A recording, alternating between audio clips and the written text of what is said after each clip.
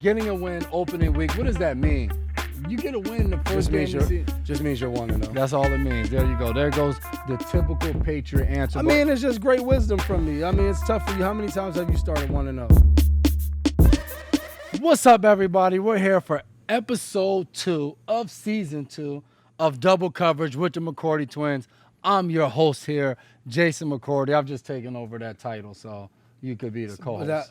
Oh, yeah. I mean, it's the same. You can't be a host and me a co-host. Yeah, before he gets going. That'll make both of us co-hosts. You know it. We're back. We're here again. We're back in Dev's basement with our beautiful backdrop. As you know it, you can find us on YouTube or iTunes. All you have to do is search. Mama, we made it. There we go. Double Coverage with the McCourty twins. Make sure you subscribe. If you're into social media, we're on Twitter, we're on Instagram, we're on Facebook, at McCourty Twins. Come check us out. We like to do a lot of fun stuff, make you laugh a little bit. You like being back here, or did you like being live last week? It was pretty cool being live. You know, I like the pressure of performing right there. There's no retakes, there's no mess ups, no editing. It's just right there. But we don't usually have a lot of mess ups, man. What are you talking about? It's a different type of adrenaline. How about our guests? How would you rate our guests? They're pretty good. 1 to 10. 1 to 10. I'll give him about a 7. Van Noy at one point was so I feel like they were entertaining, you know. They did pretty good. And he had his YouTube channel. I saw the start. Oh, yeah, that was supposed to. It's not as good as our podcast. Yeah. Just if anybody's thinking about checking it out. It's good, but go check it out. Support your team. Yeah, check it out, but like don't expect like this. Yeah, this type of quality. Quick shout out to our partners here at Double Coverage, Boston Medical Center and Embrace Kids Foundation. As you guys know, we've come together to try to tackle sickle cell. You can always find more information on tacklesicklecell.org. And then coming up October 28th at Royale in Boston, we'll be having our annual casino night to benefit the sickle cell disease. It'll be my second time here at the one in Boston, and make sure you go get whatever info you need, tickets, sponsorship, all of that is at tacklesicklecell.org. Yeah, man, and people tweet us, man. We think about making that a little masquerade, or, you know, it's right around Halloween, so love your opinion. That was my wife's idea, too. No, it wasn't. Tweet us any ideas, what you think. Let us know if you like that idea. If you don't like that idea, maybe you've never been and you still want to give your opinion. We're all for it. Yeah. As Bill was saying, we're always for ideas, but at the end of the day, we're going to do what's best for Tackle Sickle Cell. There you go. I see we got a little bit of breaking news, huh? Yeah, we do have breaking news. Yeah. It's kind of sad to report. Yeah, for sure. Patriots have traded Demaryius Thomas to the New York Jets or New Jersey opponent. Jets. Yeah, I mean, tough to see DT go, though, man. A guy that got there. Too, 2010. Yeah, man. Got there in the spring. He's worked extremely hard coming off Achilles injuries last year. Really fun to be able to compete against him in the short time that he was out there, getting him back this week. But as you know, this thing's a business, man. It's really tough to see him go. You don't often see that, though, guys traded within the division, somebody that we're now going to have to face twice a year. So 20 years of coaching the Patriots, first time Bill Belichick has traded with the Jets. That's to know. And surprise. he has now completed a trade with every team in the NFL. Damn, you got a fun fact today. You're Adam Schefter on the show today. I'm just saying, if you didn't know that, now you know. He's finally decided to trade with the Jets, and even though him becoming a head coach started with him being traded from the Jets, he has now traded a player to the Jets for the first time in 2019. Pretty cool stat, no? Yeah, all that means is you went on Twitter today. Anyway, game wrap-up, getting a win opening week. What does that mean? You get a win the first game. Just means you're 1-0. That's all it means. There you go. There goes the typical Patriot answer. I mean, it's just great wisdom from me. I mean, it's tough for you. How many times have you started 1-0? A lot, though. Didn't you win a lot of your first games? I don't know. Who remembers that stuff? I mean, I just thought you did, but maybe you didn't. I've had some fast starts. Oh, that's awesome. Not man. a lot. Pound that up. Not a lot of. As London would say, pound. Not a lot of strong. Not a lot of strong finishes. But hey, take us through Sunday night football, getting a chance to go against a conference opponent that seems like we play every single year here. And a team that beat us last year. Before you get into the game, though, what was the atmosphere like going out there? Banner dropping, Gronk's on the field spiking a football. We didn't see any of it. Martellus Bennett is shaking pom-poms. We didn't see any of it. We heard it, though. It was loud, though. And sorry, I heard all the sound went out, but it wasn't anyone's fault. We got to the bottom of it, Everyone got sound. You're probably like my wife, who I asked her, "Hey man, how was the banner drop?" It seemed awesome because It sounded when awesome. we got to the tunnel and they started just shooting the fire, it was like fireworks It going didn't sound up. like that, but go ahead. Then the banner dropped and everybody went nuts. Gronk spiked the ball on the what would you call that? The on-field projector that looked like Jumbotron totally on awesome. the floor. Yeah, I mean, it was great. And then she was like, there was no sound in the stadium to the second quarter. And I was like, yeah, so? She was like, you didn't know this? I was kind of busy. But I was like, but how was the band? Like, oh, it was cool. Like it was nothing, just spoiled. So hopefully most of you aren't like my wife, spoiled Patriot fans. Yeah, but that's a good problem to have. It is, but it isn't. Yeah, for sure. But the one thing I enjoyed was just the atmosphere. You go out there for the first game of the season. I mean, the stadium was packed. It was rocking. It was packed in pregame when we went out to stretch. Man, and then when you get ready to go out in the field, I always look up in the stands. We're getting ready to do the national anthem, and when you see every seat just filled, and it was just a ton of Pats fans and so loud. So that's a nice way to start off 2019. When you came running out, did you look up at the banner? Did you fall victim to it? Did you look up? Like, that's me right there? I was a part of that? For sure. Are we really asking that question? For sure I did. But, man. I didn't look up till later in the game. I forgot about it, kind of. Yeah, of course you did. But even the first time we won, I didn't think, like. Laser focus. No, it wasn't even that. I just forgot that, like, the banner was going up. It was just like, oh, yeah, banner went up. What's it like going against that offense, Pittsburgh? Ben Roethlisberger. Man. We got real tired in there. Yeah, for sure. Just, I think, because they have so many different receivers and every receiver's fast or super quick. So, but I think going in, we knew from our game last year when they came out in the 5 wide and the 4 wide that we just had to be prepared for everything. So it was fun being out there, I think, with that defense. I think across the board, that's what a lot of guys said after the game, like, man, we was having fun. But like we always say, winning is fun. For sure. And like you just said, man, you don't always know what's going to happen when you go into game one. You got to be willing to adjust. And they threw a bunch of different personnels at us, tried to run the ball, ended up being kind of a passing game, and we were able to hold up in the back end. But like you said, a lot of running around for us in the secondary. But it was extremely fun to sit on that bench and watch our offense go to work. You diving right into it. Yeah, man. Offense. Phil Dorsett having a big game, 2 touchdowns, catching one right over the middle, wide open for a big game. Watching JG back in action, breaking tackles, scoring touchdowns. That's a hard guy to tackle, for too, sure. Full speed. Julian Edelman just doing what Julian Edelman does, man. Completion after completion, picking up first downs. When you folks in the game, you're just a fan. When the offense is on the field, I'm a fan. I'm watching. We go over our plays, and now I'm watching. So that was cool. I think Jules broke a record, or he's in a 500 club of something. Receptions, maybe. And he's like moved up on the receiving list. That just means you're old, though. Yeah, he's been playing for a long time. Yeah. How about that move by my man Rex, ball head game? Oh man, it was like he was playing Madden. That was L1, I think.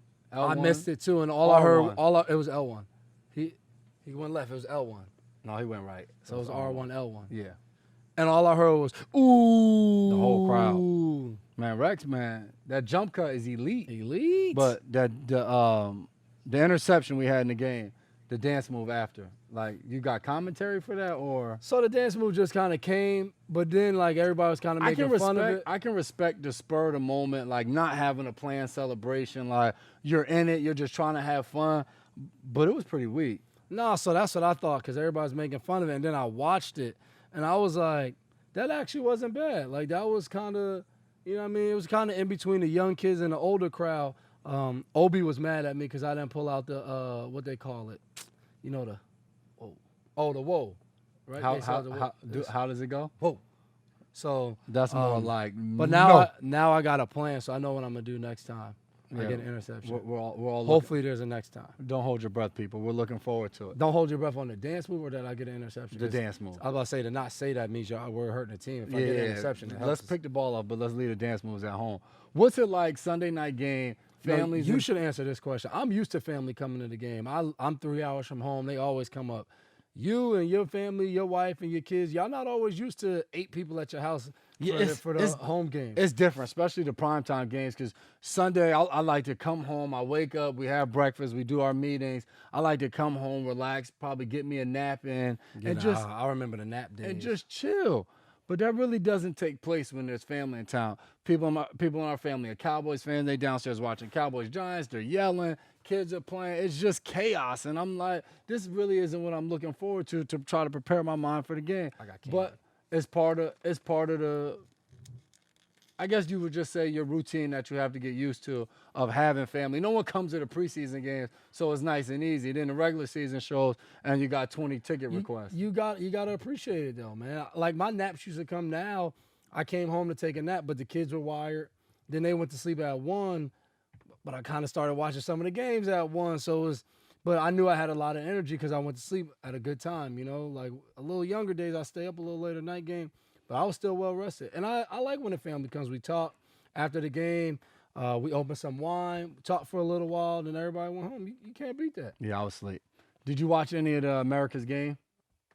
Get to check that out Wednesday night? Did you get to see any of that? I don't have NFL Network on my cable plan here in Massachusetts. So we're going to start a GoFundMe for Dev. We're going to try to get him NFL Network package on his TV to see if Xfinity's watching. Like, let's get him a promo for a month or two, see what America's it's like. game is cool, but other than that, I mean, I do football. Like, we do football all day. I watch film when I'm home. I don't want to go watch NFL Network. I just don't. Yeah, I mean, I didn't watch it either. So I worked with Kay Adams when we did Quicksands here. Kay's cool, but I'm not watching Kay every morning on NFL Network. It's just not happening, man. There you go. But I'll just use your login next time. Yeah, good luck with that. I'm all about bar and cable. Good luck with that. Yeah. You wouldn't let me do that? Mm-mm. Can you turn the sound off your laptop? That was Chris Long. Chris Long just texted me, guys.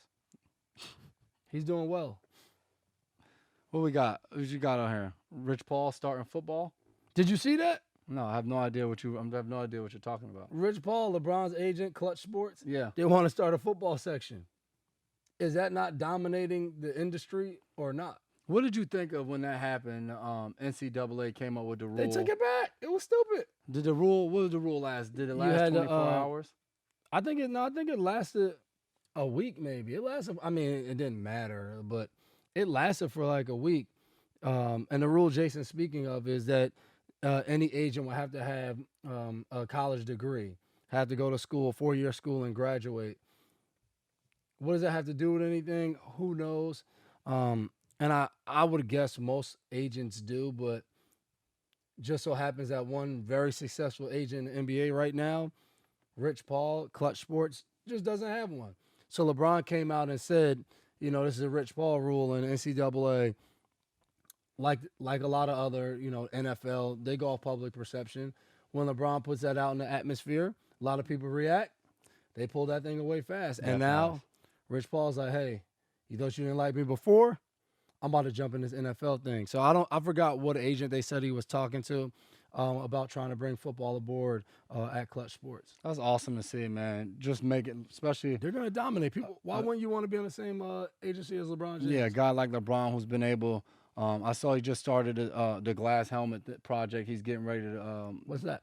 I don't know exactly. He's just starting it up, but kind of what he's talking about with it is us as football players. We always have a helmet on. You don't get to see our faces, and the glass helmet is a way to show that, hey, just like he has his more than an athlete thing, as football players, you're more than just a football player. So I think the project is going to focus on guys doing things outside of the game, whether it's philanthropy, whatever the case it may be, to try to just highlight those things and show that, hey, these guys are more than just gladiators on a Sunday running around trying to win a football game, but there's more to them. So I'm looking forward to that project to see what comes in. Gronk showed that off. He was on the shop last week, I guess that was, where talk Patriots, talk football, talk retirement. So that was pretty cool too, just to see Gronk in that atmosphere.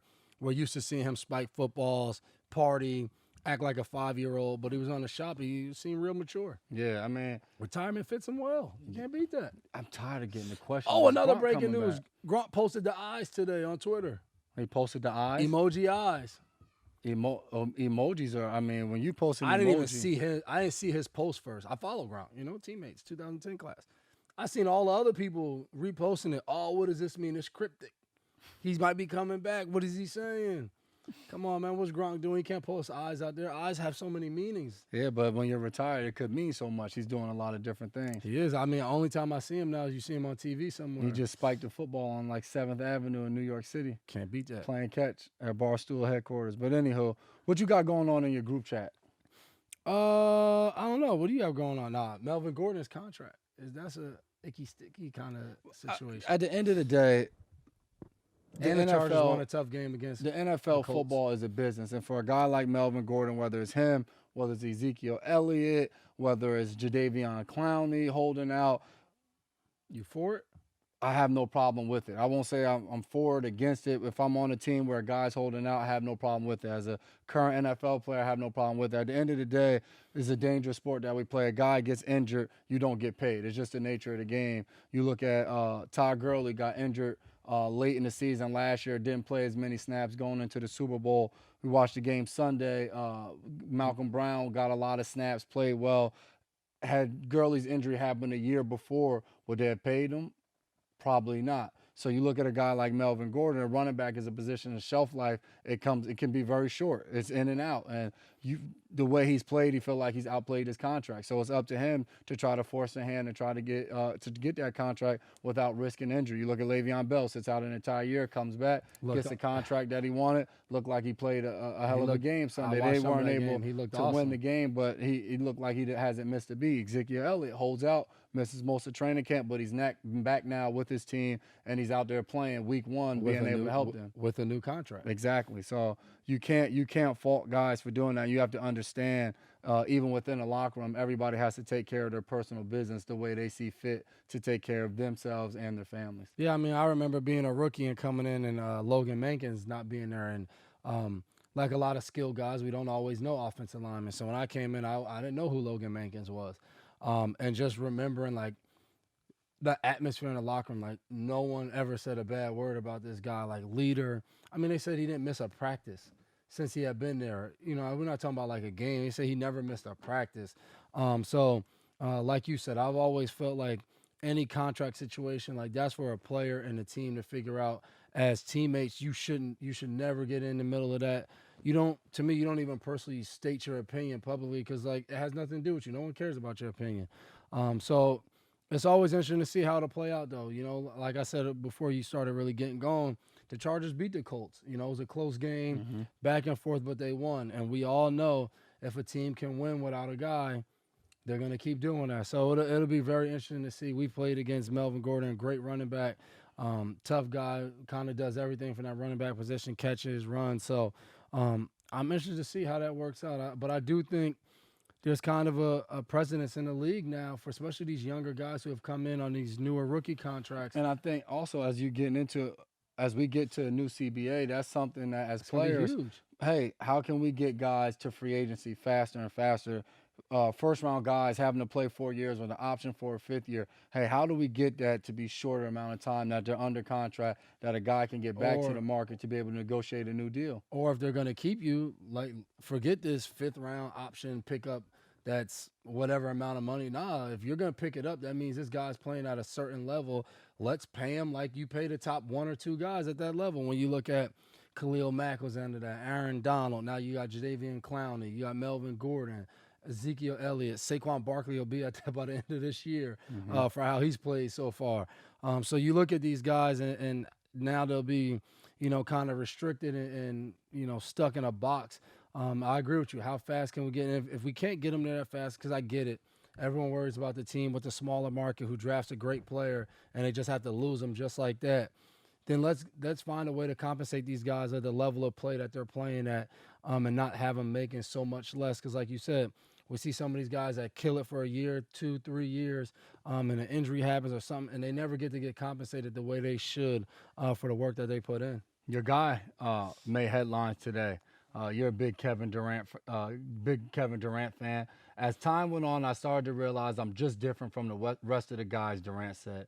It's not a bad thing, just my circumstances and how I came up in the league. And on top of that, the media always looked at it like KD and the Warriors. So it's like nobody could get a full acceptance of me there.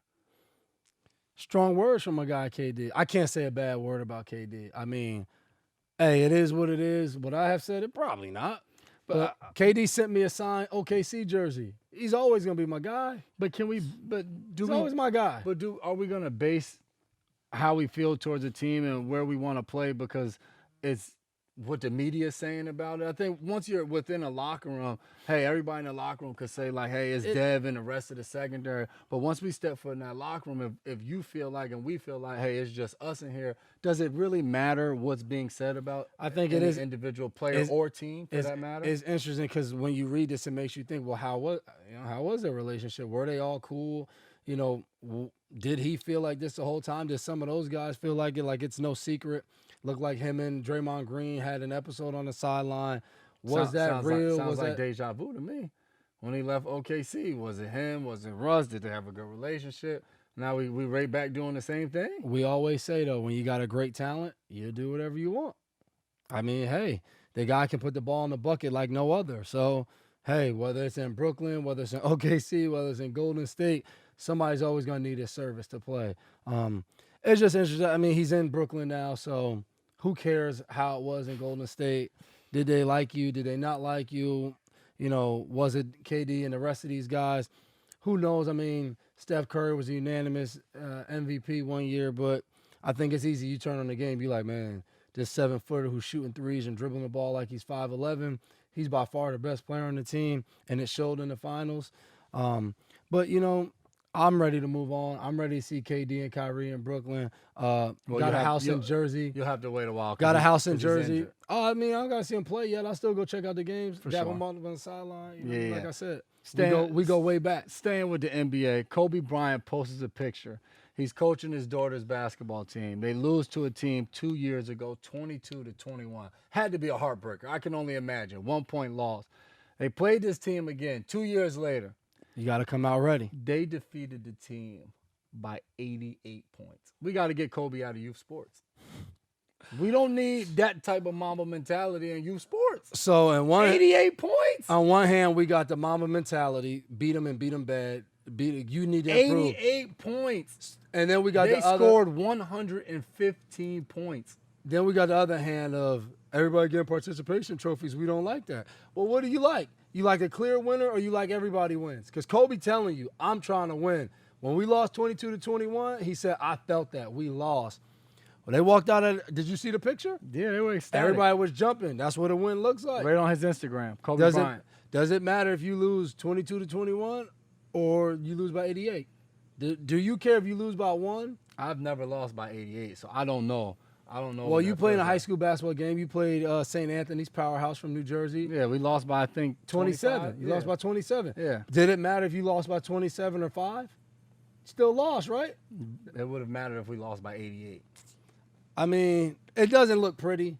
But the kids wasn't even that young. I think they're like, what, 12 or 13? Something, I don't know. They understand what it means to win or lose. Hashtag Mamba mentality. I mean, yeah, you playing against Kobe Bryant's daughter. I don't know if you've seen her play, but she out there hooping. So yeah, for sure. You know you better bring your lunchbox and a hard hat. U.S. Open came to a close. You got two ends of the spectrum when you talk about it. In the men's section, you got Nadal, won again. That's what he does. He's won a ton of majors. You name it, he's won it. And then you got Bianca, I'm going to mess her name up, Andreescu, who won teenager, first person to win U.S. Open, born in the 2000s. Yes, 2019, she won the U.S. Open. But I thought this was pretty cool. She went from 152 in the start of the year, ranked, to now number 5. Sounds familiar. Beat Serena. Oh, that's you, like you. 0-16. Yeah, but she did this by herself. You joined the Patriots. Yeah. No one cares about that.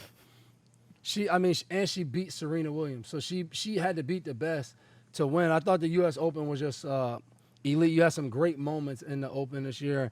And then to see, an older guy who's been dominating that side, with Federer and the different guys. There's been, guys between those two that have come on, like Murray, and won some of these huge tournaments. But, it's been a lot of the same names. And women's is very similar with Serena Williams really dominating. So to see this young 19-year-old, I thought that was pretty cool. And then you got Coco, who's 15. You got some young gunners in here. Osaka. You got Osaka's 21. They're ready to take the sport over. But as we have seen, Serena is not always ready to just give that up. That's for sure. I'm sure we'll be hearing from her soon in the next major. Biggest surprise in week 1 in the NFL. What you got? I'm never really surprised by anything. You know, I think, like we got written down here, Lamar Jackson. People are like, oh, man, he was a running back. Was he? He slung the ball all around college when he was out there, and then he got to play in some games last year, but he's a rookie quarterback. Like, obviously, everything's not going to go well, you know, when you're a rookie quarterback. True. But, I mean, you go out there and you don't play good defense and different things happen, and you think this guy is not going to complete passes and be an NFL quarterback, you're out of your mind. So, I just think a lot of people that probably just don't know football that well thought he was a running back. Yeah. But the guys I mean, you can't go into a game and say, you know, let Lamar Jackson throw the ball and run. Like, it is what it is. Like, the guy runs like 4.3. He's electric too, running the ball. So I think it's hard. I mean, if he has games like this every week, it's gonna be tough. It's gonna be tough to stop that offense. So hopefully he slows down a little bit. For me, watching the end of that Houston Saints game, just that back and forth, it was a surprise just to see the way the game ended. And because people were saying that was probably one of the better games from the first week of just seeing teams go back and forth. Yeah, for sure. I think Indy and LA was a little, but I didn't see most. Yeah. But I think one of the teams were up for a good amount. Yeah, I'm not sure. I guess this game was kind of like that too, though. Yeah, but just to see that the way it all went down, you know, Saints go up, and then Deshaun Watson gets the ball. And a minute and change. 2 completions later, hits D-Hop on the sideline, makes an enormous catch that hits Stills over the middle, and you're like, Houston with the walk-off win. 37 seconds left. And then they miss the extra point. And it's like, oh, no. But he clipped his pinky toe, so let's bring it back and do it again. But it was funny, though, because we're all at Hightower's event. Dante Hightower had an event at Kia down in Norwood. I think it was Norwood. Yeah, we'll get into that later, man. But I'm just saying, we were all at the event, and the Saints get the ball, and we're looking, we're like, I don't know, Drew Brees got 37 seconds, and I'm sitting there like, and they're in the dome. They don't need to get that close, you know. And that's what happens. I thought Houston could have played with a little tighter coverage down the stretch. Here's this guy. Hindsight's 2020. In those last few Hindsight's plays, 2020. Of course, they would have liked to get a PBU, an interception. For sure. But I guess at the end of the day, you give Drew Brees in New Orleans credit because they were able, because I'm even watching the game like, call timeout, don't call timeout, spike the ball, don't spike the ball. He was like, Sean Payton, he should have called timeout. And they're able to drive the ball down, get it down there, and then credit to the kicker. 58-yard field goal isn't easy. And sometimes you know why? Big credit to him too. He's on my fantasy team. For all you guys that don't know, I whooped Jay's wife this week in fantasy football. Beat her by like 50 points. He helped her draft. He can act like he doesn't like. He helped her draft. I really didn't. Oh well, it showed that she needed some help because I crushed her. I told you I can't stand. And I football. didn't start T.J. Hawkinson, and he exploded. So my team pretty stat now. Just picked up Malcolm Brown, as you was talking about him earlier. Just picked Malcolm Brown up just in case he want to keep scoring touchdowns for the Rams. Got him in there. So we'll see how it all plays out, man. I'm not like super into it. I do lineup changes on Monday and don't really check it again. So hopefully nobody gets injured or anything. I had Dola on the bench. Dola, my bad. Dola, you're going to start this week, so I need you to do the same thing. Yeah, I mean, leaving that training camp week with them down Dola in Detroit. Dola looked good. Danny Amendola going to be a heck of a player this year, so excited to see that. But like I said, really, fantasy football? Want me to tell you who's on my team? No, not at all. Like, we'll stop the show short if we have to get We into got that. time. We got time. Did you see any of the After that, I'll tell you about my. No, let me tell you about my team first. I got Stafford, Dalvin Cook, Marlon Mack, Michael Thomas, Kenny Galladay, George Kittle, Rashad Penny from Seattle, Baltimore's defense, because your wife took our defense, Will Lutz, New Orleans, like I mentioned, Matt Ryan, DJ Moore, Phillip Lindsay, JG, gotta have a pass in there. Like I said, Hawkinson. Malcolm Brown and Dola. Did you see a solid team? Did you see any of that the clips of the Blake Griffin roast on Caitlyn Jenner? Blake Griffin came in. I mean, I don't know if somebody else wrote it for him, but he came in hot. They're gonna allow that on TV? Came in hot. And then you guys didn't see it. We can't really repeat it on double coverage, but you might want to go check it out. Any of it. Yeah, you might want to check out Blake Griffin roast Caitlyn Jenner. Shout out Caitlyn Jenner, good sport for that. Go up there and get roasted. I I think I could do a roast. Sit up there and let people make fun of me. I think it's like kind of like being in a locker room. I thought you meant like you can go up there and like, roast somebody. Yeah. Oh yeah, I would crush somebody. You pick them, we'll go up. I'm ready. I don't really see much of that in you though. Like to roast somebody or to get Yeah. roasted. You don't think I could roast somebody? Nah, anybody could get roasted. Name somebody. You think I think it's something off the top of my head. I won't say it maybe, but I'll roast them. Bill Belichick. Oh, what? I'll crush Bill. You don't have no good Bill? Everybody got good Bill. That's easy. But I like him to be able to come back. I like you, I'll crush you.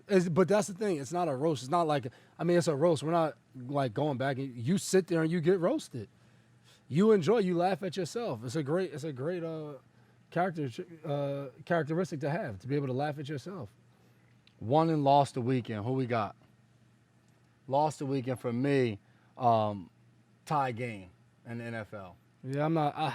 Can't stand I'm just not a fan of the tie Can't stand games. it. I mean, We had one, right? they had a couple last year. Yeah, but Arizona and Detroit. Starting ended up- off, especially as week one, like everybody wants to see, and you just don't want to see a tie game. when Like, you come in on a Monday after a tie, like maybe they should do this. What's the move? I like the overtime rules, but then you do 4 downs and an extra point.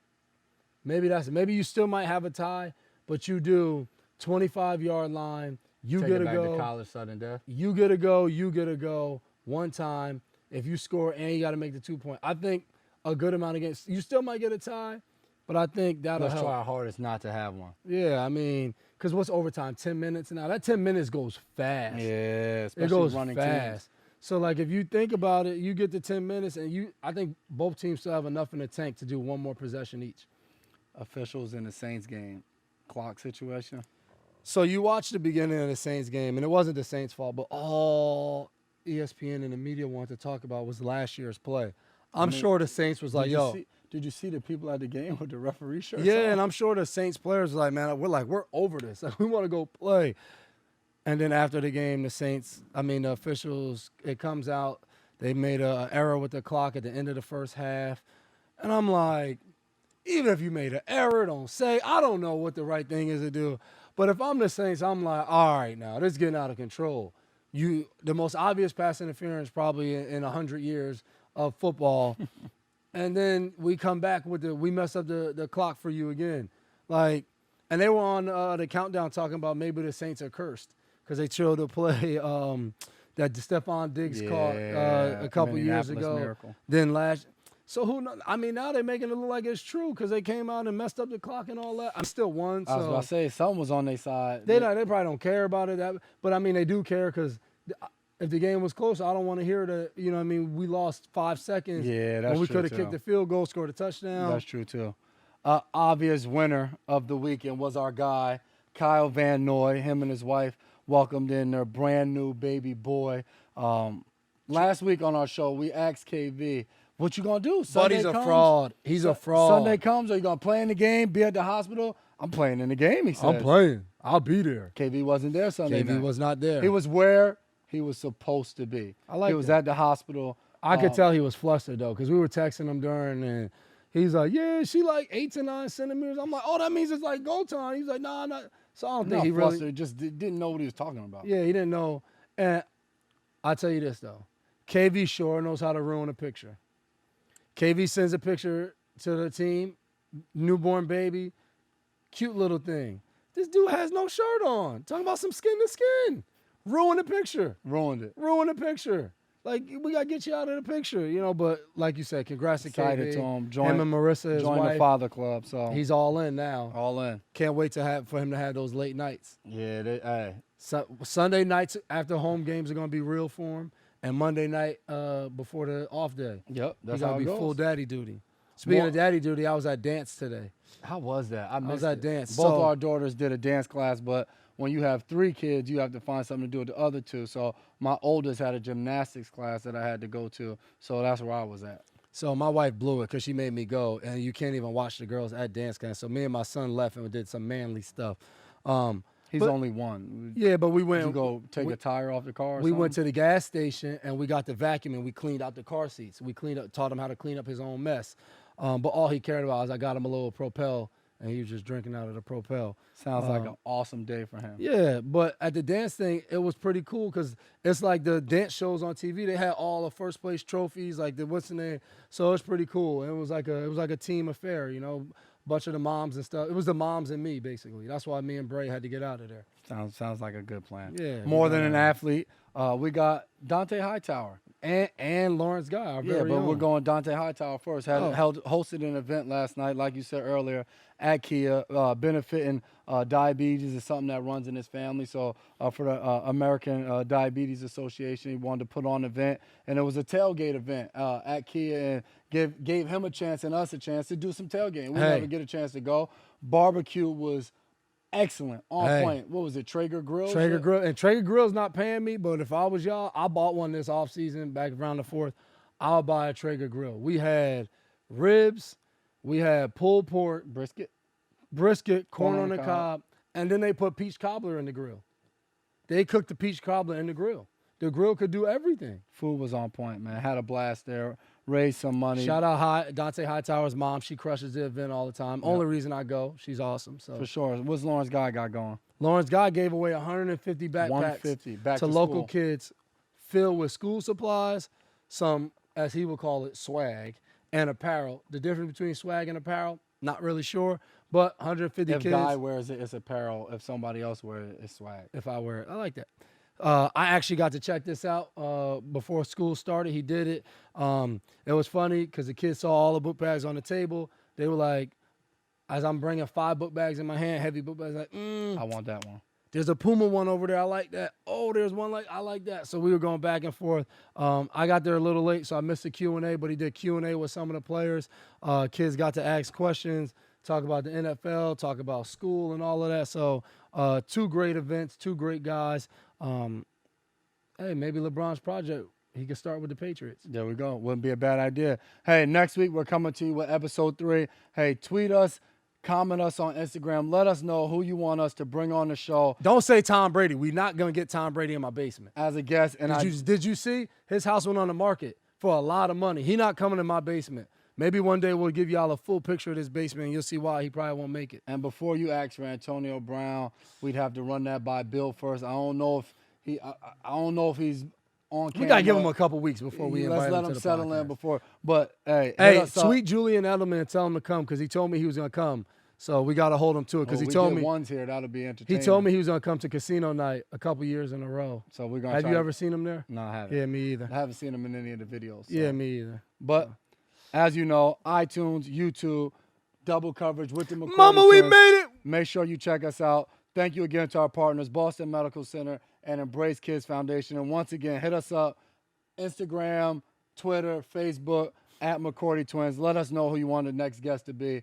And I always say, Mama, we made it. If you want a Mama, we made it t-shirt, McCourty Twins shop. McCourtyTwins.com, yeah. /shop. Yeah, Just go on there, McCourtyTwins.com, click shop. You can get a Mama We Made It shirt. Check it out. See you guys next week.